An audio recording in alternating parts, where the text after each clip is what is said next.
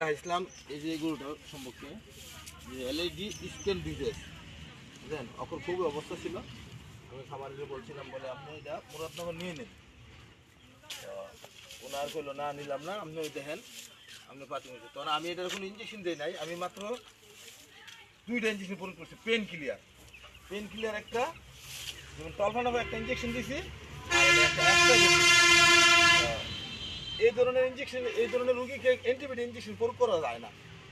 এটার আগে আমি বলছিলাম আপনারা 2 ডাক্তার চিকিৎসা করছে, এটার পুনাফেন 40 লাখ দিছে, এক্সট্রা বেড দিছে, এরপরে না আরও বিভিন্ন তারা বেতনাশক দিছে, আরও অ্যান্টিবায়োটিক দিছে। এই অ্যান্টিবায়োটিকের কারণে সমস্ত শরীরে দেখেন এমন কোনো তার অঙ্গ বাহি নাই যে তার ফক্স হয়েছে না, পুরা গতটাই মনে করেন ফক্স হয়ে গেছে। তো আপনাদের কাছে বিশেষ অনুরোধ, খামারিরা যারা আছেন তারা দয়া করিয়া আপনারা প্রত্যেকটি মানুষ এই ধরনের রুগীর অ্যান্টিবায়োটিক ব্যবহার করা যায় না। আপনারা সবাই পেন কিলার ব্যবহার করবেন। যদি খামারে থাকেন তারা পেন কিলার ইঞ্জেকশন দিবেন, ব্যথানাশক না হলে স্বাস্থ্য কমপ্লেক্সে সরকারি ডাক্তারের প্রিপারেশন নেবেন, কারণ এই পেন কিলার দিলে এইগুলা হাই পাওয়ার অ্যান্টিবায়োটিক দিলে এগুলো কি হয় না। আশা করি আপনাদের দোয়া মোটামুটি ওটা ভালো হয়ে যাবে।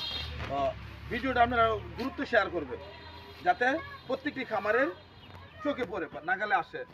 বলে ওষুধের নাম বলি, আমি যে তার ওষুধ দিছি 100 কেজি ওজনের জন্য 500 মিলি আপনি TK5 দিতে পারেন অথবা ডলোরিং দিতে পারেন। TK5 ট্যাবলেট অথবা ডলোরিং এই ধরনের পেন কিলার ব্যথার। আর প্যারাসিটামল না দেওয়াই ভালো, আমি মনে করি ফার্স্ট বেড যদি প্যারাসিটামল নাও দিয়ে ভালো। আর এগুলা দিতে পারেন। আর লাম্পির জন্য রাইসিপিড দিতে পারেন, জিঙ্ক বি দিতে পারেন। এগুলোই চলে, আর কিছু না। আর যে অ্যান্টিবায়োটিক দেন তাহলে এগুলো বাঁচানো হয় না। যাক মোটামুটি একটু আলাদা আশা করি একটু মোটামুটি আয়ত্তা হয়েছে আমার মতে। টিকা দেবো মোটামুটি এই গোটা ছিটা ধরছে, যদি গোটা ফেটে যা এবার দেবো। আপনারা প্রত্যেকটি সময় খামারে একটু লক্ষ্য করেন, এই ধরনের গরুর বেশি টাকা লাগে না। আগে লাগতো, আগে বুঝছে না মানুষে।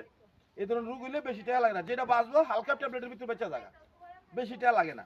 আপনারা অতিরিক্ত টাকা নষ্ট করেন না, ডাইরেক্ট হসপিটালে যোগাযোগ করবেন। আপনি বলতে পারেন বলে ভাই আপনি বিডি নিচ্ছেন, আমি ডাক্তার না, অথচ কিন্তু আমি বড় বড় ডাক্তারদের প্রিপারেশন নিয়ে ওই কাজ করি, বুঝলেন। আমি ডাক্তার না, ওই খামারের বলছি বলে আপনি হসপিটালে দেন। ওনা বললো না আপনি একটু ট্রিটমেন্ট ইয়ে করেন, তখন ওনারা আমি ডলারিং বা PK5 দিলাম। বুঝলেন, মোটামুটি প্রায়ত্বে আসছে আল্লাহর মতে। ইনশাল্লাহ দোয়া রাখেন সবাই, আর ভিডিওটা একটু শেয়ার করে দিন।